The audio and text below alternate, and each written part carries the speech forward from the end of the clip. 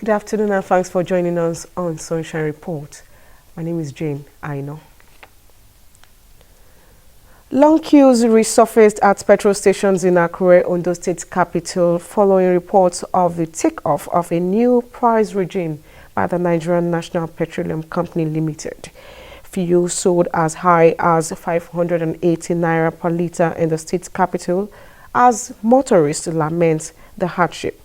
Osrc Zahid Aribisala has the report.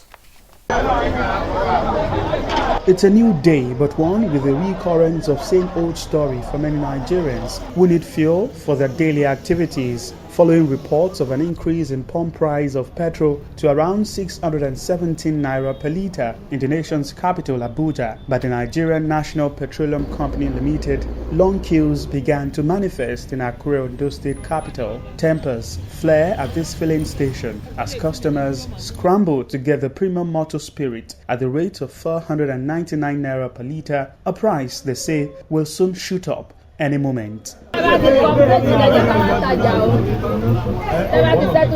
Some motorists will still grapple to get the product following the removal of subsidy in May by President Bola Tinubu, laments the latest increase in price and its attendant effect on livelihood. Osrc survey reveals that petrol sold at 499 naira per litre in some stations, others at 510 naira and some at 568 naira to as high as 580 naira per litre. You just see people kill. The place that people are not kill, whether they are selling above that thing. Because some people say one filling station down there is selling 5 something. See where you park Makada for there, sis, because they find I want to get fuel. It has started from some filling station selling almost 600, 700. So everything is done.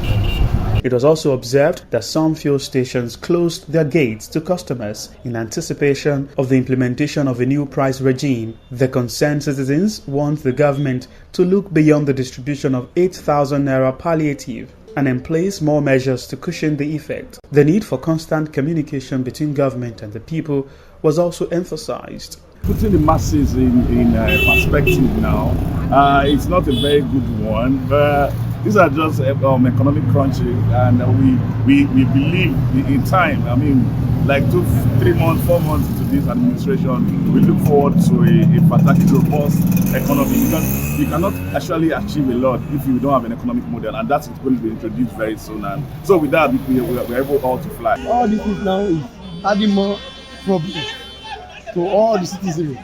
So we are appealing to the government to try as much as possible to do all the necessary things so that the negative effect this thing has in the life of everyone, all Nigerians is too much. The Group Chief Executive Officer of the Nigerian National Petroleum Company Limited, Mili Kyari, has attributed the rise in petrol pump prices in Nigeria to market forces. Zahid Aribisala, Osrc News. Ondo State government will continue to implement programs that would eradicate poverty among the populace. Commissioner for Commerce, Industry and Cooperatives, Akinwumi Showore, stated this while featuring on Orange FM program, Ito Ilu. Mr. Showore, who said the intervention which the state government had commenced since the outbreak of COVID-19 has reduced poverty in the state to the barest minimum. He explained that the gesture, which is being driven through the partnership program of the state and federal government called Care, has beneficiaries drawn from the 3 senatorial districts of the state. Commenting on the industrialization drive of the state government, Mr. Showore said the license granted the state government for the takeoff Ondo State seaport would boost the state economy. The commissioner commended Governor Oluwarotimi Akeredolu for breaking new grounds in the state. And on health, governments at all levels have been encouraged to ensure enhancement of kidney transplant in Nigeria to better the health care service delivery for mortality rate reduction.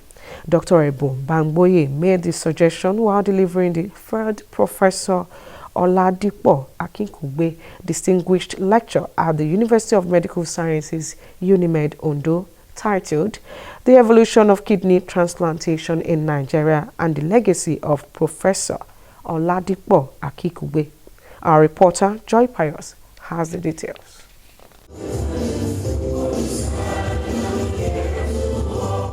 It is the third distinguished lecture in honor of late Professor Oladipo Akikugbe, who was the first Pro-Chancellor and Chairman of the Governing Council, University of Medical Sciences UNIMED Ondo, and was attended by top government functionaries, members of the university community, among many others. Delivering the lecture titled The Evolution of Kidney Transplantation in Nigeria and the Legacy of Professor Oladipo Akikugbe in Development of Active Kidney Transplant Units in various parts of the country, the guest lecturer Dr. Ebun Bangboye highlighted major causes and triggers of chronic kidney disease, estimating about 850 million persons worldwide with kidney infection. Dr. Bangboye emphasized the need for governments at all levels to focus on enhancing the kidney transplantation system for better service delivery. The lecture focused on kidney transplantation in our dear country, Nigeria. Where are we? Where should we be? How are we compared with other nations, both in Africa and the rest of the world? And what really should we be doing to ensure that we can improve on the lot of our patients with chronic kidney disease? Chronic kidney disease is very, very common in the country. Over 15% of people have chronic kidney disease. That is, for every 7 people, 1 person has kidney failure. And it's estimated that over 100 people per million population every year require kidney transplantation. We are 200 million or 220 million. So 22,000 people ideally should be on dialysis. But the total number of people on dialysis is less than 5,000. So it's not surprising the number of people that are dying from kidney failure. One, we're not recognizing them. 2, we are not developing the capacity to be able to adequately manage them. In his remarks, the Vice-Chancellor UNIMED Ondo, Professor Adesegun Fatusi, described late Professor Akikugbe as an asset to the institution, noting that his contributions to tertiary education and healthcare system are commendable. Professor Akikugbe, we have a man that deserves to be honored. A man who is not just honored by our nation, but a man who is celebrated globally. Not only for his high level of finance, but for the integrity he demonstrates, for the character he shows, and for the light he shines in the academic community. Professor Akikugbe was a man of many parts: a policy maker, a great teacher, a great university administrator, a medical professional by excellence. And in all areas where he engaged himself, he truly shone bright. As a university, we are proud to be working in the footsteps of this man, with our focus as excellence in medical education, research, and services. The Governor of Ondo State, Oluwarotimi Akeredolu, represented by Commissioner for Health, Dr. Banji Ajaka, pledged commitment towards actualizing kidney transplantation in the state health sector. It was a wonderful one, and it's a challenge to us in Ondo State, and we are taking this one home.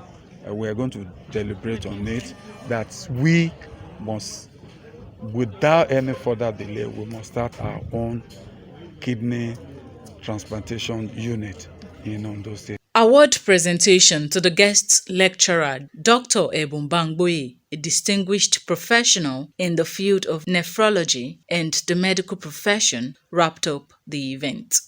Joy Pius, Osrc News.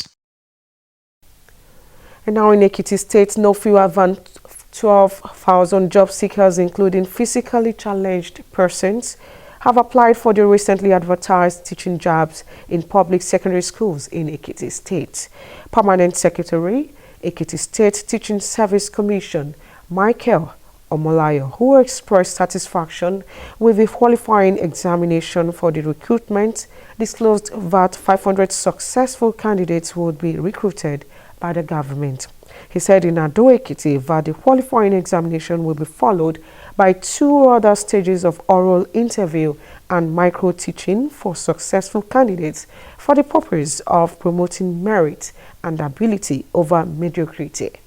Omolayo described the qualifying examination which held at the Ekiti State University last Saturday as a great success, saying the exam was conducted in free, fair and peaceful atmosphere. And away from that, Kano, Oyo, Kwara and Osrc states government have declared today work-free day to mark the beginning of the 1445 Islamic New Year. Kano State Commissioner of Information, Baba Dantiye, on behalf of Governor Abba Yusuf, said the governor enjoined residents of the state to pray for its peace. Similarly, Governor Sheyi Makinde of Oyo State congratulated Muslim faithful on the commencement of the new year, while enjoining them to use the occasion to pray for the peace, unity and sustainability of Oyo State and Nigeria. Also in Osun State, Permanent Secretary, Ministry of Regional Integration and Special Duties, Mudashiru Oyedeji, said Governor Ademola Adeleke would preside over a special march past on Saturday at Oshogbo Township Stadium, taking a symbolic salute as part of a series of activities lined up to mark the new Islamic year. In the same vein, Kwara State Governor Abdul Rahman Abdul Razak said he thoroughly considered the long-standing request from various quarters to approve that the day be observed this year and henceforth as work-free day. Niger State Governor Malam Mohammed Bago has directed the immediate expansion of ministries in the state from 25 to 40. The governor also reshuffled permanent secretaries, while he appointed new ones to man the newly established ministries. Some of the ministries include Homeland Security, Economic Affairs, SSG's Office, Human Resource Development and Political Affairs. In the meantime, President Bola Tinubu says the economic community of West African states is fully equipped to combat terrorism and other forms of insecurity in the region. He also said the bloc faces no challenge raising funds for the same purpose. Tinubu gave the assurance after a Troika Plus meeting at the Osrc Villa with Presidents Patrice Talon of Benin Republic, Umaru Embalo of Guinea-Bissau, Mohamed Bazoum of Niger Republic, and President of the ECOWAS Commission, Dr. Omar Touare. The West African leaders examined the political and security climate in the region during their meeting, focusing on political transition in Mali, Burkina Faso, and Guinea, as well as security issues in the region. The leaders reaffirmed their commitment to expeditious transition to democracy in the free countries, insisting it must be in accordance with ECOWAS protocols and in accordance with their individual transition charters. The Economic and Financial Crimes Commission has disowned a lawyer, Ibrahim Mohammed, who filed forgery charges in the name of the anti-graft agency against a former Minister of Aviation, Stella Oduah. The EFCC told the Federal High Court in Abuja that Mohammed, a superintendent of police, was not mandated to file any criminal charge against Oduah or prosecute her in any criminal matter. Counsel for the EFCC, Helen Okonofon, told Justice James Omotosho that the police lawyer had been investigated by the EFCC as ordered by the judge last week. He said the report of the findings would be filed at the court registry and be made available thereafter. In a short ruling, Justice Omotosho fixed October 4 for EFCC to formally make the report of the findings available to the court. The judge had last Tuesday ordered the EFCC to probe Mohammed and determine whether he was authorized to file charges against Oduah. And in Zamfara State, troops of Operation Hadarin Daji deployed to the Bukuyum local government area of Zamfara State have rescued 40 kidnapped victims. The troops acted on an intelligence report that bandits had kidnapped an unspecified number of persons from Kairu, Kiaram and Alkama villages in the local government. The military revealed that troops immediately mobilized for a fighting patrol and established blocking positions around the bandits' withdrawal routes around Kairu, Kiaram and Alkama villages. The rescued kidnapped victims, numbering 40, have since reunited with their families, while 10 of the victims were handed over to the Sakin Washi to connect the victims with their respective families. And that's it on Sunshine Report. Thank you very much for watching. Good afternoon.